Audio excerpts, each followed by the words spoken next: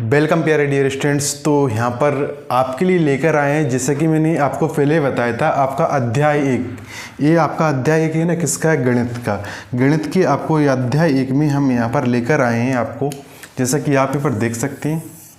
ठीक है, अध्याय 1 है आपका जो वास्तविक संख्या है। वास्तविक संख्या है आपका क्या है? वास्तविक संख्याएं। तो वास्तविक संख्या के बारे में हमने एक और पहले वीडियो में पढ़ा था कि वास्तविक संख्या होती क्या है, और कक्षा नवी का आपको थोड़ा बहुत मैंने क्या रिवीजन करवाया था आपका। लेकिन यहाँ पर आपके लिए एक इम्पोर्टेंट थ्योरम हम लेकर आए हैं। क्या है? आपको एक इम्पोर्टेंट थ्योरम आप यहाँ पर देख सकते हैं कि ये आपकी एक अंकगणित की आधारभूत प्रमेय। क्या आपको यहाँ पर है, आप यहाँ पर देख पाएंगे इसको क्या दे रखा है कि थ्योरम में आपकी अंकगणित की आधारभूत प्रमेय। ठीक है, तो फंडामेंटल ऑफ आपकी यहाँ पर अरिथमेटिक्स थ्योरम। तो इसका क्या है, इस वाले आपको जो है ना वास्तविक संख्या, इसमें काफ़ी कुछ यूज है इस थ्योरम का। अगर आप इसको नहीं समझेंगे ना तो आपको आगे जो भी कुछ है ना आपका इससे प्रश्न है, उदाहरण है, आप कुछ नहीं समझ पाएंगे। तो इसको तो आपको अच्छे से समझ में आपको आएगी, तभी आप आगे की क्वेश्चन से चाहे आपके उदाहरण तभी आप कर पाएंगे। ठीक है, अगर आप चैनल पर नए हो तो चैनल को सब्सक्राइब कर लीजिएगा, और इस वीडियो को आप क्या जितना ज़्यादा हो सके शेयर कर दीजिएगा। आप शेयर करेंगे ना तो हमारा भी मोटिवेट बढ़ेगा, और आपके लिए एकदम जो भी आप पढ़ा रहे हैं ना वो भी अच्छे से आपको पढ़ाएंगे। ठीक है, तो यहाँ पर और आप क्या कर लीजिएगा, टेलीग्राम ग्रुप हमारा अवश्य ज्वाइन करिएगा। टेलीग्राम की लिंक आपको वीडियो के डिस्क्रिप्शन में देखने को मिल जाएगी। तो आपको प्रमेय क्या कहती है कि जो आपकी यहाँ पर आधारभूत प्रमेय क्या कहती है, बिल्कुल नाम से नहीं डरना है। नहीं आप क्योंकि नाम से डर जाओ, क्योंकि आपने पढ़कर आ रहे हो कक्षा नवी में, क्लास 9th में आप क्या बहुत कुछ प्रमेय पढ़कर आ रहे हो। आपने बहुत सारी प्रमेय सोल्व भी करी, लेकिन क्या प्रमेय से आपको कुछ स्टूडेंट्स ऐसे थे प्रमेय का नाम सुनकर डर जाते हैं। डरना नहीं है, प्रमेय का नाम सुनकर बिल्कुल इतना कुछ नहीं है, भारी भरकम सिंपल सा है। ठीक है, तो प्रमेय क्या कहती है? ये प्रमेय कहती है कि प्रत्येक भाज्य संख्या। तो इससे पहले वाली वीडियो हमने भाज्य संख्या देखी, अभाज्य संख्या भी देखी। अगर आपने उस वीडियो को नहीं देखा है तो आप उस वीडियो को देख लीजिएगा। सबसे पहले मैं उसकी लिंक आपको वीडियो के डिस्क्रिप्शन में दे दूंगा। ठीक है, तो क्या है प्रत्येक भाज्य संख्या प्रत्येक भाज्य संख्या को अभाज्य संख्याओं के एक गुणनफल के रूप में व्यक्त किया जा सकता है। क्या है? एक जो प्रत्येक भाज्य संख्या है उसको भाज्य संख्या को क्या एक अभाज्य गुणनखंड के रूप में हम क्या व्यक्त कर सकते हैं। जैसे कि आपको यहाँ पर मैं एग्जाम्पल के लिए यहाँ पर आपको समझाता हूँ। मान कर चलो आपकी यहाँ पर एक भाज्य संख्या ही लेना है। यहाँ पर ध्यान रखिएगा, आप क्या भाज्य संख्या ही लेना है आपको। जैसे कि आप यहाँ पर देखेंगे कि प्रत्येक भाज्य संख्या, मान के चलो एक मैं यहाँ पर एक भाज्य संख्या लूँ 12। प्रत्येक भाज्य संख्या को अभाज्य संख्या की श्रेणी में व्यक्त किया जा सकता है। इसमें लिख रहा है अभाज्य संख्याओं के गुणनफल के रूप में व्यक्त किया जा सकता है। तो इसके गुणनखंड क्या होंगे आपके 2 × 3, आपका 2 3 6 हो जाएगा, और आपका यहाँ पर 6 दूनी 12। इस तरीके से आपका ये लिख सकते हैं, लेकिन आपको इसको क्लियर जो रूप रहेगा क्या रहेगा, 2 दूनी 4 और 4 तिया आपका 12। ये आपका एकदम बिल्कुल यहाँ पर आपको आरोही क्रम में एक रूप समझ सकते हैं। ये आपको एकदम पर क्लियर रहेगा। ये इसका आप सही कह सकते हैं इसको। ठीक है, इसको हम यहाँ पर हटा देते हैं। ये आपका क्या था, एक अभाज्य गुणनखंड के रूप में इसको हम व्यक्त कर सकते हैं। ये ध्यान रखिएगा, यहाँ पर सिर्फ अभाज्य गुणनखंड करें। आपके दिमाग में एक और सवाल आ रहा होगा कि 12 को तो हम कैसे भी लिख सकते हैं, 12 को हम ऐसे भी तो लिख सकते हैं सर कि 3 × 4, लेकिन आपको ऐसे नहीं लिखना है। ये आपका एक गलत हो जाएगा, क्योंकि यहाँ पर ध्यान दो, क्योंकि क्या दे रखा है अभाज्य संख्याओं के एक गुणनफल के रूप में। ये आपकी 4 है ना, 4 आपका 4 कौन सी संख्या हो जाएगी? 4 आपकी यहाँ पर जो संख्या है कौन सी संख्या है? 4 एक आपकी यहाँ पर भाज्य संख्या है। क्या है? आपकी एक भाज्य संख्या। भाज्य संख्या नहीं लेना है अपने लिए, ये इसको सिर्फ कैसे ऐसे ही इसको लिख सकते हैं। ठीक है, भाज्य संख्या नहीं लेना है, किसके लेना है? अभाज्य संख्या ही लेना है। ध्यान दो। ठीक है, और मैं ऐसा यहाँ पर सोच रहा हूँ कि आपको ये बिल्कुल आई होप के पूरा का पूरा समझ में आ गया होगा इतना। अब इसमें हम आगे की लाइन देखते हैं। आगे की लाइन हमारे लिए क्या दे रखी है उसको देखिएगा। बिल्कुल आसानी से समझना है और बिल्कुल आराम से पढ़ेंगे, कोई जल्दी में नहीं पढ़ेंगे, जिससे आपको बिल्कुल आसानी से समझ में आए। यहाँ पर इसमें आप आगे देखेंगे तो आपको यहाँ पर क्या दिया गया है, इसमें आप यहाँ पर देखेंगे तो इसमें आपको दे रखा है इसके आगे कि गुणनफल में व्यक्त किया जा सकता है तथा यह गुणनखंड अभाज्य गुणनखंडों के आने वाले क्रम के बिना अद्वितीय होता है। तो आपको यहाँ पर एक शब्द आया, क्या आया आपका? अद्वितीय। एक शब्द आपका आया यहाँ पर अद्वितीय। क्या आया? अद्वितीय। तो अद्वितीय एक ऐसा यूनिक होता है, जैसे कि मैं यहाँ पर इसको लिखूँ, जैसे कि एक बार फिर से एग्जाम्पल लिखता हूँ, एक कि एग्जाम्पल लिखूँ यहाँ पर 12 को हम क्या लिख सकते हैं, 2 × 2 × 3। 2 दूनी 4, 4 तिया आपका 12। तो अद्वितीय मतलब इसका एक ही आंसर निकलेगा अभाज्य गुणनखंड में। इसके अलावा 2 गुणे 2 गुणे 3 के अलावा इसके कोई भी अभाज्य गुणनखंड नहीं है। मतलब सिर्फ इसका एक ही आंसर है, वही कहलाता है आपका अद्वितीय। अद्वितीय सिर्फ क्या, एक ही चीज़। लेकिन इस वाली प्रमेय में तो आपको एक और दे रखा है कि इसमें क्या दे रखा है, अभाज्य गुणनखंडों के आने वाले क्रम के बिना। तो इसमें क्रम बदल सकते हैं। क्या बदल सकते हैं, इसमें क्रम बदल सकते हैं, तब भी क्या आपका अद्वितीय होगा। इस प्रमेय में ऐसा दे रखा है, ठीक है। अगर मैं इसको ऐसा लिख दूं, कोई अंतर नहीं पड़ेगा। 3 को पहले लिख दूं मैं, फिर इसके बाद 2 गुणित 2 लिख दूं, तो ये भी इसमें कोई अंतर इसका नहीं पड़ेगा आपका अभाज्य गुणनखंड में, ठीक है। इसमें दे रखा है अद्वितीय, तो आपको अद्वितीय शब्द समझ गए आप। अद्वितीय का कहलाता है, बार से आपको एक बार और फिर से रिपीट कर देता हूँ, ये जिसका सिर्फ एक ही यूनिक आंसर हो, एक ही। जैसे कि इसको मान के चलो 12 को हम क्या लिख सकते हैं, 2 गुणित 2 गुणित 3, इसके जे ही अभाज्य गुणनखंड हो सकते हैं। मतलब इसके अलावा कोई अभाज्य गुणनखंड नहीं हो सकता, तो वो का कहलाता है आपका एक अद्वितीय कहलाता है, ठीक है। आई होप कि आपको ये समझ गए होंगे। क्रम के इसमें क्या लिख रहा है कि आने वाले क्रम के बिना, तो क्रम चेंज कर सकते हैं। तो इसमें आपने क्रम चेंज किया, तो इसको हम एक तरीके से और यहाँ से लिख सकते हैं, इसको घातों के रूप में। जैसे कि आपका यहाँ पर ये था आपका 2 कितनी बार था आपका, 2 बार था। तो इसमें हम घात कितनी लिख देंगे, इसकी कितनी बार, 2 था, लेकिन कितनी बार था, 2 बार, तो 2 घात में लिख देंगे। इसके बाद हम 3, तो इसको ऐसा भी लिख सकते हैं कि 12 बराबर 2 पे घात 2 गुणित 3, यानी कि 2 का वर्ग कितना होता है, 4, 4 तिया 12। तो आप समझ चुके होंगे। हम इसमें क्या एक और दूसरा एग्जाम्पल यहाँ पर देख लेते हैं।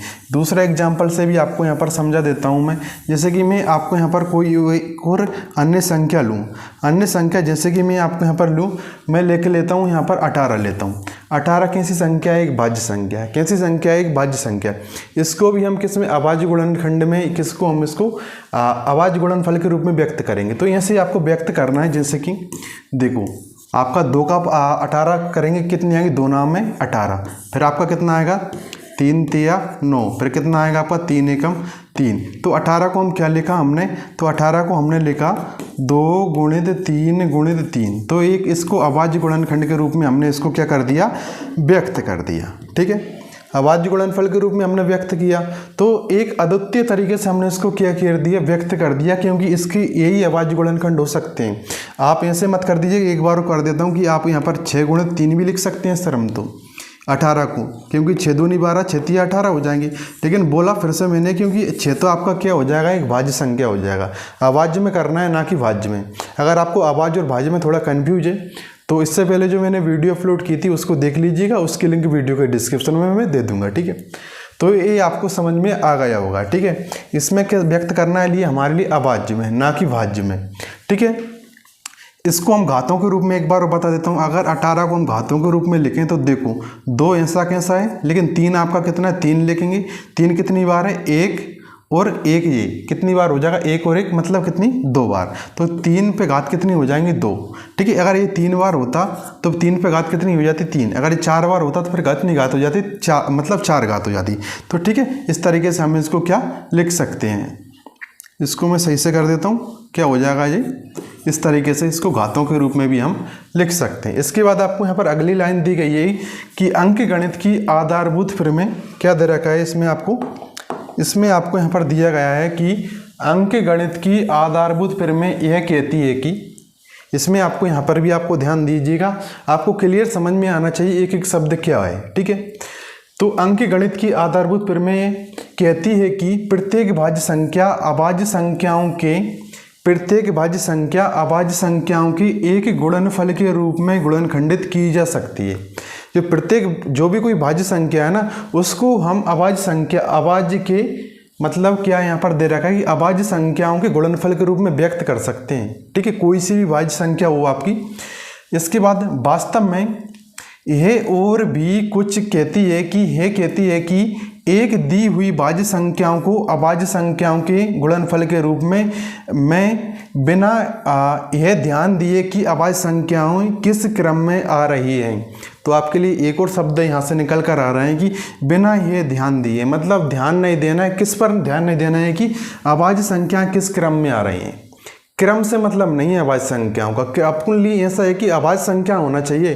क्रम तो अपन उनका चेंज कर सकते हैं। जैसे कि मैंने आपको यहाँ पर एक कोई थोड़ा बड़ी सी संख्या ले लूँ, मैं आपको यहाँ पर संख्या ले लूँ, इसमें आप यहाँ पर इसको से और आपका क्लियर होगी ये लाइन।